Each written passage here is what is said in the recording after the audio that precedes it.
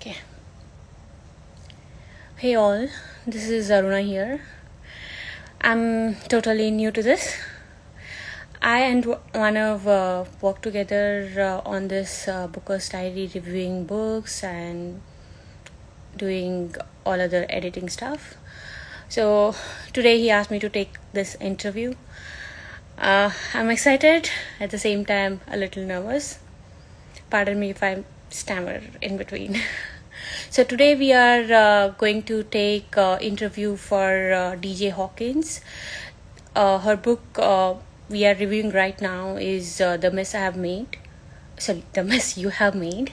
Um, so um, I'm actually expecting her to join now. Let's see when she comes in.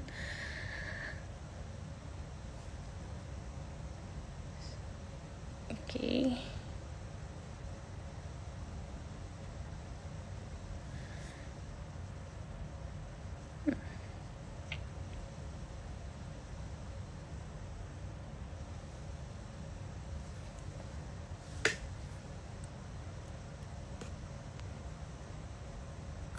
Hey all, thank you for joining.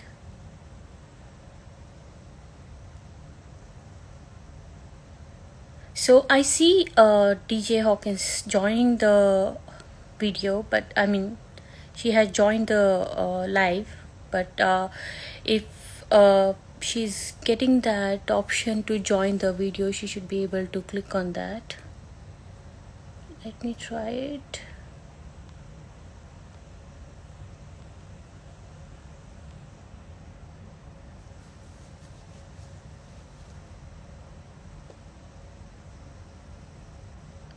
Okay.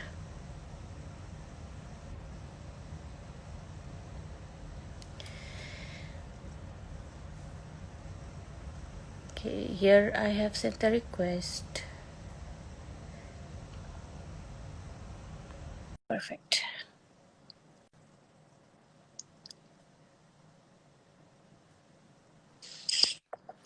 Hey, hi, how are you? I'm doing well. What about you? Doing good. Sunday mornings, getting up so early. No, it's okay. Good to hear from you. Okay. So, what's up? Not much, just excited to finally meet you, talk. Yeah. Good to know. Good to know. Thank you. Thank you for being here. Thank you Um, for having me. yep. I have been reading your book from some time, like maybe 1 or 2 days, due to work week. Okay. have not been able to pick up much, but yeah, I have been reading so far. I find it very exciting and Yay. very consistent. Yeah. So good to know. So just wanted to quickly check with you. hmm Uh, like, do you live? Where do you live in US? I'm in the Boston area. Oh, nice. Boston people are supposed to be very sweet. Yeah, I've had a good experience so far here. Yep, yep, yep. I totally understand. So, how did you get this inspiration of writing a book? Well, writing has always been my passion. And for this particular book, I have been kind of working on it since I was a teenager, but it was just like bits and pieces and like developing the Mm-hmm. characters, and then, but I could never convince myself to get serious about it, to like finish it. And then just within like the last year, I was Mm-hmm. like, okay, like I have this story idea. I need to write it. I need to finish it, and I want to publish it. So yeah, just within the last year did I decide to really like sit down and work on finishing it. Got it. Hmm. Yep, that's nice to know. So are you a student? I'm not. So I just in May I graduated from. I got my master's in teaching, Mm-hmm. and now I'm a teacher in That's middle school. very, very good to know. I mean, teacher's job is supposed to be a very sacred job. So, Right. yep, I totally get it. And when I started reading your book, it's quite philosophical. I mean, the structure you have defined is a little different from other books I've read. Very Mm-hmm. a little conventionally a bit different. Mm-hmm. So there are a lot of philosophical chunks in the book, right? And I actually loved it. So, how did you come to that philosophical part? Like, did you write it on your own experience, or you explored some materials? Did you do some research? Yeah, so I mean, I think you get a lot of like the philosophical stuff in the beginning and a little bit like it's a little less obvious throughout the book. Mm-hmm. But yeah, these are kind of my take on the world, like how I view certain subjects. And I just kind of tweaked it a little bit to make it more personalized to those characters. But yeah, the book focuses heavily on like guilt, um, death, so like depression and anxiety. Mm-hmm. And so I've had a lot of personal experience with those topics, me, myself, and then family members. And so I've just taken what I've learned and what I now think about certain subjects and put it into the book. Makes sense. Definitely makes sense. So, when you started writing this book, so you felt like there must be a lot of content you wanted to write, maybe because since you said that based on your experience as well, you have actually written a lot of stuff here. So, with that, like, how did you control that urge to write more and more? Because when you have your own experiences, you Right, feel like writing everything down, like all of it. But right. so you have basically measured it well, balanced it, and written as much necessary for that particular section. So how did you do that? Well, that was actually like an editing process. So for the first chapter, I went on about religion, for example, because to me that was supposed to be part of the main character's um, like personalities, like her like not liking religion. But then I had a good friend of mine edit it, and she was like, "Yeah, this doesn't fit in with the story." So even though I had a lot of things to say about it, I had to like stop myself and say, okay, like this is too much. It doesn't fit with the story, and I cut it all out. So I cut out like 5 pages of writing just because at the end of the day it just didn't make sense with the story. Wow. Right. Like cutting down like 5 pages of the story. It's like, cutting out some part of your body. Right.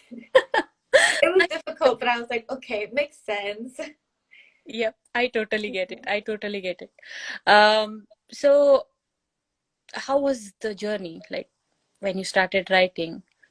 Like how was it? Like maybe in the beginning you might have thought like, oh, it is going to be like maybe 1 year, 1 month I'll be done, and then it is taking time, like six Right. or something. So what Um, was it? I never like had a time limit for myself initially. I just wanted to get the main parts of the story out, but life got in the way, like school and then teaching, and it always seemed like I was putting other things before my writing. Mm-hmm. Um, so like even though like the whole COVID situation is not the best, like it's given me a lot of time to Mm-hmm. kind of sit down and work on it. And then I did give myself a goal that I would finish it by the end of this year. Mm-hmm. So that goal is being achieved because it's being published next month. So I think it was just, me convincing myself to provide myself with the time, and actually set that goal because if I didn't set the goal, then it would never get done. Got it. That makes sense. It personally, uh, it is very, very, you need a lot of commitment for that. Mm-hmm. When I actually tried writing my own, it took a lot of time. And then I was like, I'll do it in some time. And that time has not come yet. Hopefully, I'll do it very soon. But then, yeah, it's definitely a very, um, you know, um, one thing which needs a lot of commitment. Mm-hmm. Yeah, that I agree. And I would take a pause there. And I can see that a lot of our viewers have joined and everyone is waving at you. and speed of them. Out of them, there is one question from Flame Saver. This is, how did you come to this title? This title. Okay, yeah. So I had a different title at first, and then when I was thinking about the characters and um, like the main scenes in the book, they like the word like mess kept coming to my head. So like, life gets messy. We make mistakes. Um, so I think like this mess you've made is like both referring, like the character is referring to themselves, saying like, oh, we keep making mistakes and making a mess, but then also referring to the people around them in the world and like how there are so many messes that are being made, that sometimes they feel responsible for cleaning them up, like parents' mistakes and whatnot. Um, but that is just like a constant like make a mistake, clean it up type of situation. So that's where I came up with that. Yep, makes sense. And to what level did you do a lot of research on this one? Like, you wrote definitely, like, you have written a lot of your own experience, but there are some chunks maybe where you had to develop the story. So what kind of research you did? Like, you want to go with this particular writing style, and you want to put this particular situation in this particular frame, right? So Right. how did you come up with that thought, and how did you write that part? Mm. I mean, so I read a lot, so I get a lot of like my structural inspiration from like other authors. So, for example, my favorite author is Marcus Zuzak. So I Mm-hmm. try to like write like him. He's very poetic, and he's very good at like fleshing out characters. Mm-hmm. So I try to use his framework for writing the book. Um, but in regards to like research for like about like depression and stuff like that. I did a lot of research about like medicine and side effects, symptoms, because even though I have personal experience with that, I don't know everything. Um, so I wanted to make sure that I was on the right track and that I didn't offend anyone and that I didn't make assumptions, or like that I actually knew like what certain side effects would be for certain medication.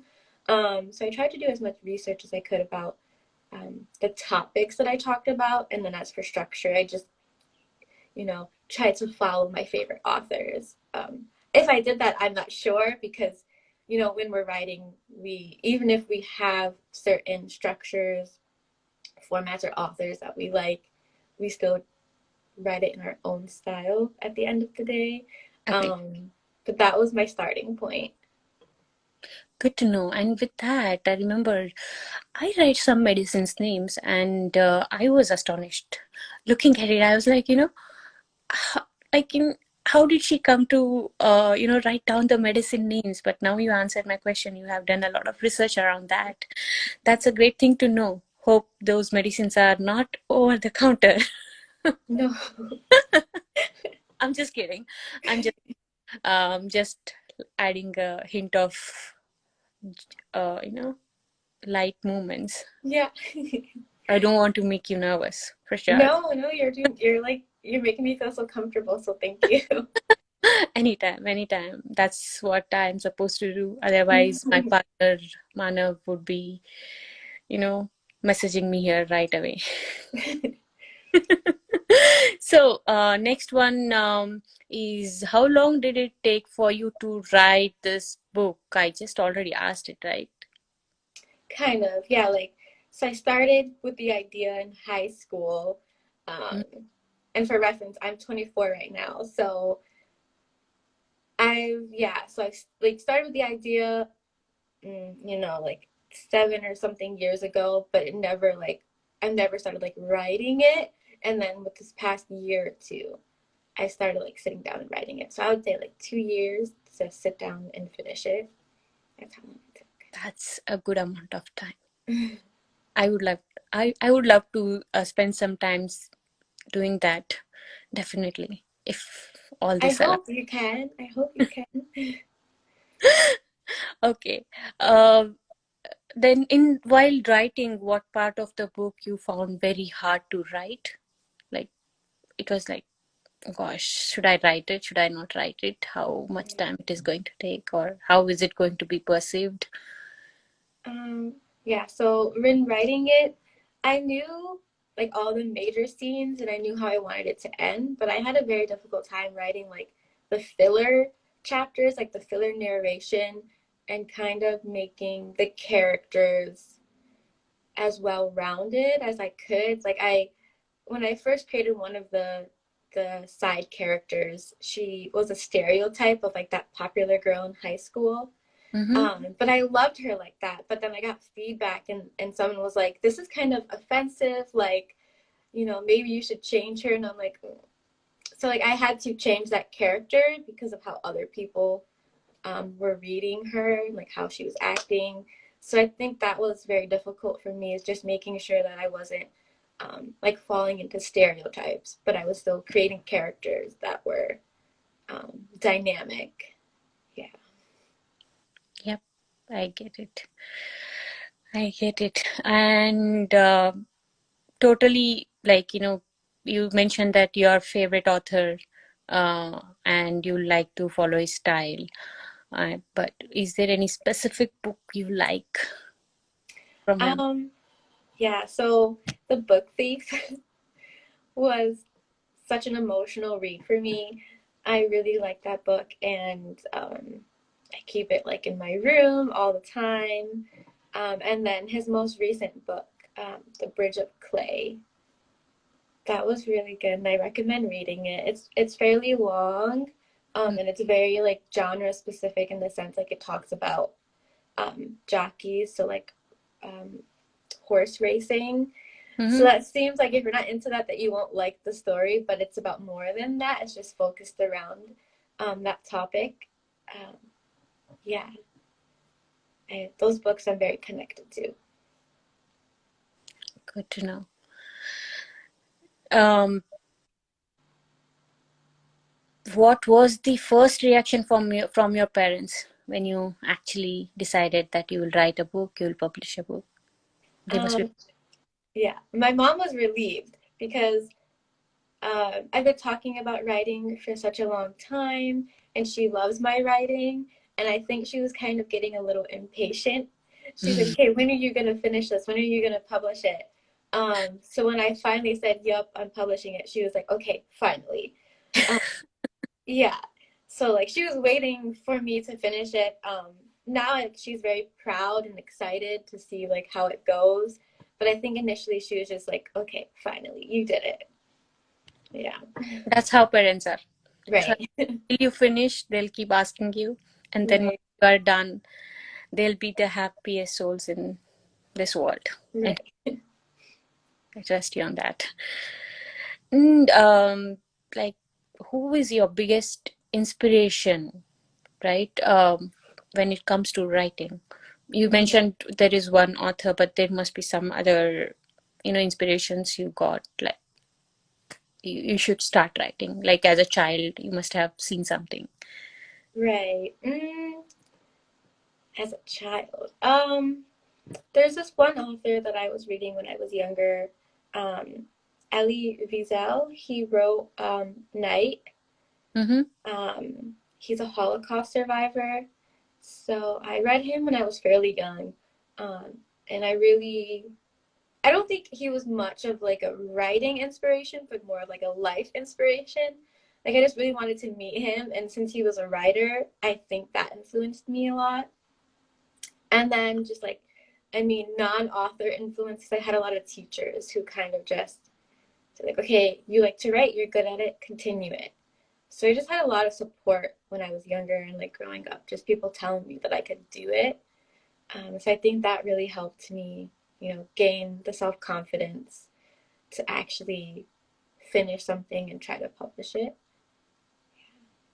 That's fantastic. I mean, nothing beats this entire process. I mean, when you have a lot of support from your family and friends. Right. Yeah, yep, that totally makes sense. Um, so when you have already written this book and completed, and you are publishing it now, and there must be some authors looking out for your book, right? Um, we will be reviewing it, obviously. So, what is that one message you want to give to all other budding authors? I would say like let go of the fear, like the need to be perfect. I feel like when a lot of people write, they're like, okay, like this isn't good enough, so I have to start all over. But and this is very difficult, but I would suggest just writing the story like completely through, and then you go back, because once you finish, like, hey, you finished, right? And then you can go back and you can change it. But if you start writing and then you always stop and erase or change something, you'll never get to the end and you'll never finish it. And that was my problem. So I would, this is very hard. Like, it's easier said than done, but like that's, I feel like what people need to do is what aspiring authors need to do is just believe in themselves and like just finish writing it, and Mm-hmm. don't let the fear or like the fear of not being good enough get in the way, and then you can go back and edit it. But when you write, I mean, this is my personal question, so maybe you Mm-hmm. can answer that. So when you write everything and then you start editing the book, right? Then don't you think the flow you have written, it may get distorted, and then you may have to rethink about a lot of other things. Maybe there is some sequence you have written in the beginning, maybe, right? Uh, Right. so that particular sequence, if you remove it, maybe your storyline may change, Mm-hmm. right? True. Um, so one way of not running into that situation would be planning out your story. So not I don't know a lot of people who do this, but so what you would do is you would basically plan out the beginning, like the middle and the end, and like write out like all the major scenes. Mm-hmm. So as long as you have like that whole story arc Mm-hmm. and like what you want to be accomplished in each part of the book, then when you go back and edit, you shouldn't have to change too much. You just have to change how you wrote it. But the idea would still be the same. I don't know if a lot of authors use this because I don't use it, and maybe Mm-hmm. that would have helped me. But that's what I've heard from like other authors is that they actually plan the whole novel out. Makes sense. Makes Yeah. sense. So how much did the publishing firm helped you in doing all this? The publishing what? So the ones who published your book, so how much did they help you in? Oh, okay. I'm a self-published author, Okay, so I published it myself. that's nice. So your friend did help you in editing the book. Mm-hmm. Yes. So how much did he contribute in editing the book? A lot, because I missed a lot of small grammar Mm-hmm. issues, but that if it was published without being edited, um, it wouldn't have read so professionally, because there were like a lot of small mistakes, which Mm-hmm. obviously I didn't realize when reading through it myself, but I'm sure readers would have seen and been like, okay, like she spelled this wrong, or she forgot a comma here. Like some people are very specific about that. So my friend slash editor really helped me like see those small mistakes and fix them Mm-hmm. before like the final read through. And she also like pointed out some like plot holes, or like I said, like how to change a character to be more likable or more realistic. Um, so even if it's not a friend, I would definitely recommend having someone edit your book, just Mm-hmm. because if you love your book so much, you're obviously not going to be as critical of it, or you're Oh, gonna miss you're gonna miss the mistakes. So yep, that's your baby. So yeah, exactly. you will never, you'll definitely never find any mistakes with it. Obviously, you need Right. some third eye to read it and identify those mistakes. Yes. And Flavor here says self-publishing is tough, Yeah. and you feel him. Yeah, you are the best one to, right now say that, like how difficult it would be. So, what is next on your plate? I read in your bio that you have some poetries lined up. Mhm.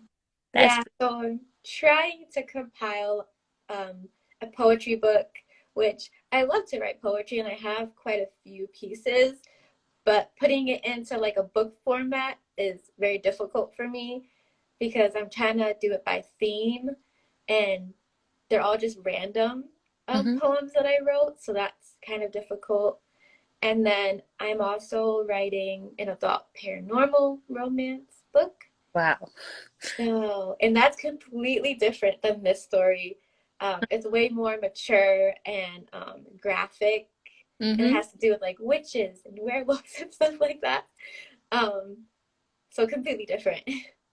So, recently during this lockdown phase, this is a bit surprising. I still cannot handle the paranormal part where like Hmm. they call the ghost and stuff like that. I still can't handle it, but I have kind of come to like these werewolves and witches related stories. Yeah. Just to give an example, I started watching something called Supernatural. I thought it'll, Supernatural. Yeah, with Sam and Dean. yep, Yeah, so just good. I just love those characters. Yeah. So when I started watching that, I thought it'll end soon, but it goes on and on and on and on, and Sam and Dean never dies. Yeah. Basically, they are immortals, basically. So after that, I came to like a lot of werewolves and witches stories. Hopefully, I'll like your story. Hope you will review that story with us too. Yes. That's pretty interesting to know. I definitely would love to read otherwise as well. Okay. So these poetries you are writing, so they are kind of again from your own experiences, or it's like Hmm. Yeah. imagine. Yeah, like I think a mixture of both. I've tried to use my personal experience to write some, so about like romance and like relationships, or just parts of me like growing up and how that's influenced me. But the other stuff is just imagine scenarios about other people and how they would feel about certain topics. So it's a kind of mix of both. I got it. Got it. So, in few minutes, we will start taking questions. And before that, I mean, I just wanted to give heads up to all the viewers that we will Okay. take up questions. But yeah, meanwhile, I'll continue to ask questions. I'm pretty eager to know a lot of things. Okay. So, the book subtitle you have written. So, when I read that, it made me basically feel like, oh, this must be something related to a love story completely. Hmm. But it is not, right? It So, is. It is a romance. It's just it takes a while for it to get there. It's like a slow burn romance. uh Yeah. so yeah. Dude. So in that case, I mean, how did you come up with this? It's with such a subtitle because based on my personal experience, when I read that, I was like, OMG, is she writing about my own story? Like literally, that hit me. So, I mean, how did you come to that um, I title? so like she wanted to let go. He needed her to hold on.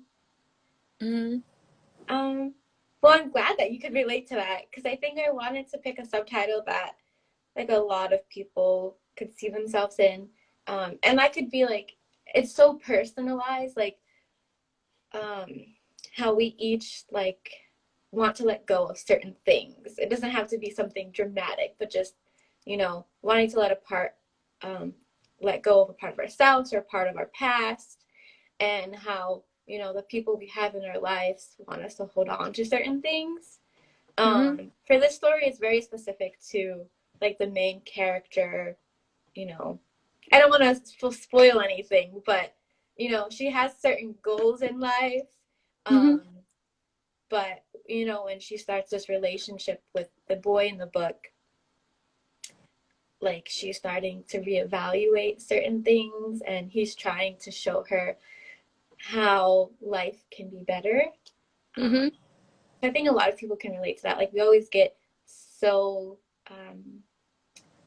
concerned with like the bad parts of life that we fail to see the good parts. Hmm.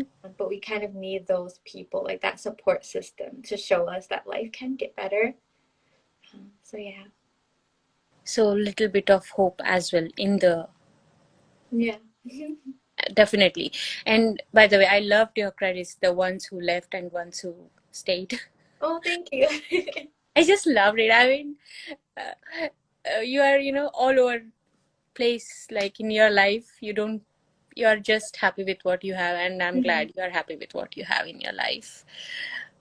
So, it's one question I have here. Can we hear a poem of yours? Ooh. Sure. Let me open it.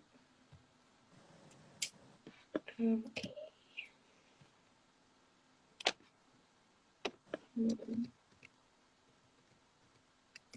I'll read you one that's like kind of romance, but like not the good kind. Okay, so this poem is called Chemistry. Mm-hmm. Okay, it's a very short poem. Okay. The taste of his tongue was the tip of a battery, electricity igniting every nerve. You always imagined fireworks, but never considered how it would feel to have them go off in your mouth. You swallowed his colors until your insides were a blend of melted crayons, barely feeling the burn before he lit you again. That's it.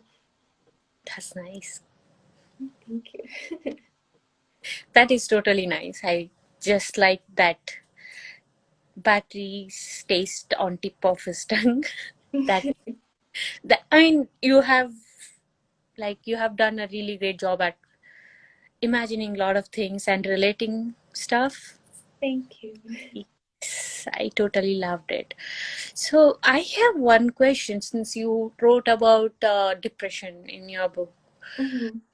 Uh, what is that one message you want to give it to those folks who are actually going through that phase right now? Because Mm-hmm. I know that for a reason, I know that when a person is depressed, it's really hard to basically convince them that life is beautiful. Right. Basically, they have to learn it on their own, or maybe through some people who they really, really adore, right? I mean, that's what my experience has been. Yeah. What is that one message you want to put out for everyone, like going through that phase?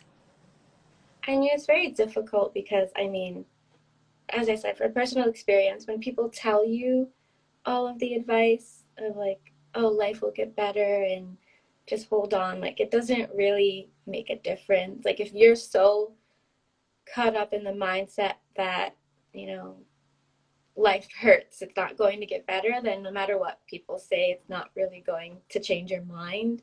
Mm-hmm. Um, but what I've learned is like having people that truly love you and that, you know, are always on your side, that will listen to you and not even just give advice, but just listen to you when you need to vent. I feel like that's the first step in kind of, you know, kickstarting recovery, Mm-hmm. and trying to show people that like even though you don't think that you're important, um, you know, having people who do think that you are important, I think definitely changes the mindset a little bit and shows you that okay, like I can continue, um, because I have someone here who needs me, who loves me, and will fight for me and with me. Um, so for all of those who are struggling, I would just say like, you know, find your people, like find those who will give you love, and hold on to that because that will be an immense, like an immeasurable support system whenever you need it.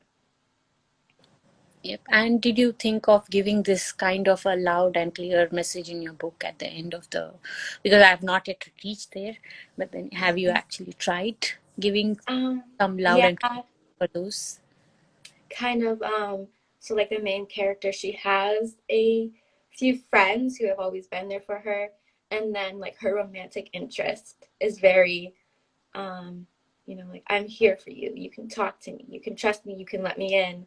Um, and together, like we can make sure that we can move forward and that life is a better, brighter place. So it's in there. It's just not outright like hold Yep. on to the, you know what I mean?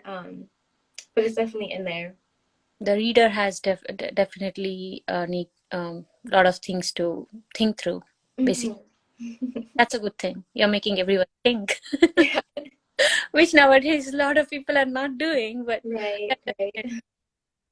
making someone think is like a big deal after reading a book. Definitely, yeah, that makes sense. And what do you call it? What is that one quote you liked in your book? Like one line that is something very effective. It gives a punch. Like whenever you read it, you get a goosebump of that sort. Okay, so I picked something out. This is a few lines from one of Savannah's chapter, who is the main female character. And this is her talking about like how she deals with, all of the bad thoughts. Um, Mm-hmm. so she says, it won't stop, it never stops. The splintering, the quarantine, the darkness. My breath falters in my chest when I move too fast and runs rampant when everything is still. That's just her like thinking about like, even if she's trying to move forward, there's still something that's preventing her from moving forward. And it's like this feeling of always being in the dark, of being alone. And Yeah, that's profound, to be frank. thank you.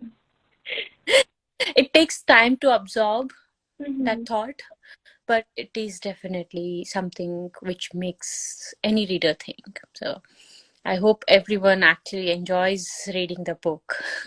So I definitely am thoroughly enjoying it. I have completed few chapters as of now, and I am yet to do it. After this call, I'll just have my breakfast and quickly get to reading. That's Okay. all planned right now for me. Oh, thank So you. you're too young. I mean, 24 is like, too early for having this level of thoughts. Is there any kind of a subject? I'm just curious in your course during the college where you had to do a lot of projects around these things. Um, no, I mean, I think like I took a sociology class where it talked more about how humans like interact. Um, but and I think that definitely like influenced how I view how people like relate to each other and Mm-hmm. how like we do always need those support systems. Mm-hmm. Um, but I don't remember ever taking like a course that talked about like mental health per se, um, which I think is very important and should be taught in more colleges. But yeah. And these, during your college, whatever the subjects you took, Mm-hmm. did they help you in any technicalities, like as you said sociology, right? So it gave you a kind of understanding of how people may think, and that might have influenced the way you wrote. And I mean, Yeah. there are some technicalities around that. Did you use those things to the fullest to make sure that this Yeah. book is a success? I'm sure I did. Like I don't think I thought about it. Like I don't think I did it consciously, but I'm sure that I used a lot of what I learned in college, writing style, like how to appeal to a certain audience, like all of those tricks that they teach us. I'm sure that I used to make sure that the book flowed well and that people could respond to it, and that Mm-hmm. hopefully it is a success. I think we do a lot of this like unconsciously, like even if we don't think about it, we take what we learned from everything, strangers, people we know, family, college, and we put it into our writing, even if we don't see it. I agree, and um, I would give you a credit for this, but I learned a bit of slang from whatever I've read so far because I am totally, totally Indian, as in totally desi. I can speak English um, for my work purpose and for a daily communication, but I really didn't know the language. There is this one place where you say "butt crack of dawn." Oh. Something. I really didn't know that language. I was like, oh, we can say that as well. Okay, let me use it. Yeah. Oh, I'm so glad that. Yeah, I mean, you make it a bit interesting to read it because I'm getting to learn new vocabulary. I mean, slang vocabulary, whatever you want to say. But yeah, that was interesting. I'm glad. Yep, sure.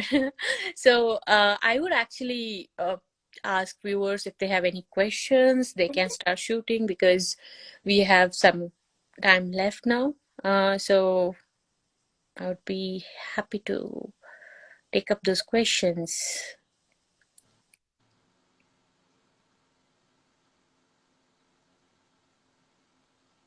Hmm. Everyone is actually waving at you. I mean, I find it pretty interesting. I mean, when everyone joins these live videos, Mhm.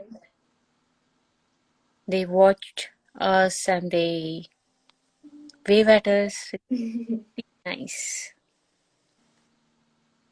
So tell me one thing. There might be a situation where, you know, it's a moral dilemma, right? When you're writing some books, there are certain situations where you get across those moral dilemmas, right? So, for example, you know that whatever what, you get a thought, right, in your head, and you want to write about it, but you know in back of your mind that like this might send a wrong message to the audience, but you really want to write it in the book, right? So how do you deal with those situations? Did you ever come across such situation when you were writing, like, you know, I really want to write it, but then it might send a wrong message to the audience, maybe I shouldn't write it, or you ended up writing it because it might support your story? Mhm. So like I mentioned before, I had the one character that I wrote. Um, she was like the popular girl who everyone liked, and the scene isn't in there anymore because I did take it out. But I had like one scene where she was trying on dresses for a school dance, and the dress she tried on was see through, and the main character was kind of like making fun of her, saying that she could be like a prostitute or something like that. Mm-hmm. Um, and my editor said, this is slut shaming, and that I should take it out because she didn't want me to like offend anyone. And like I said, she didn't want me to like um, rely too heavily on those stereotypes. And I Mm-hmm. was like, okay, I'm not slut shaming. Like, I didn't view it like that. It was just an interaction between the two friends. Mm-hmm. Um, but I ended up taking it out because, like you said, like there is that dilemma of like, what do you want to write and how you want to write it, and then how other people will perceive it. And I guess for me, it wasn't worth Mm-hmm. um, offending some people for that particular scene. So I took it out and I rewrote it. But I feel like in a larger scheme, like if you want to talk about a specific.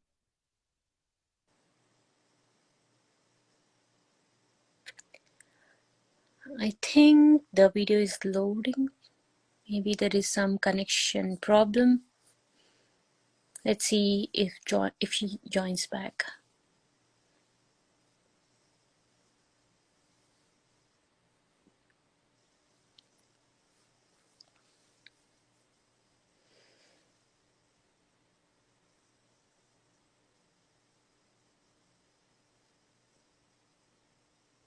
Oops, she just left. Maybe there is a internet problem.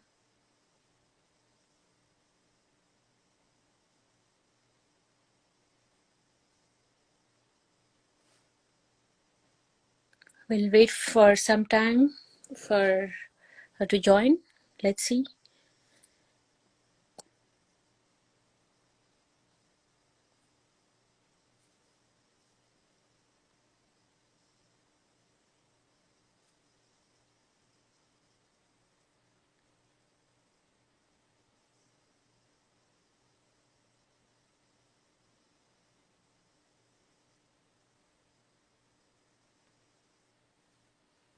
Hey all.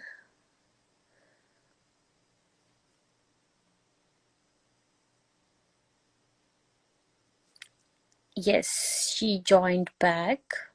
I'm just pulling her in. Yep.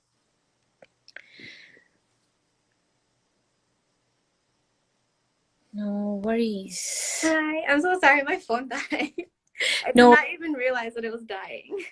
no worries. It's Sunday, so give it Right. some rest. Yep, you were on that topic of moral dilemma. Yeah. I think like if it's like a larger topic, like you want to talk about like if it's something like social commentary about um like corruptness and politics or like abuse and stuff like that, I feel like if it's something that you're really passionate about and that you want to make change for, like you want to um, ask people to do something to change it, then I feel like it's okay if you offend people because it's something that's important and that you believe in. So I think in the grand scheme of that, then it's something that like I think at the end of the day you have to make that decision. Like, is it important enough to you and will it make a change in the world?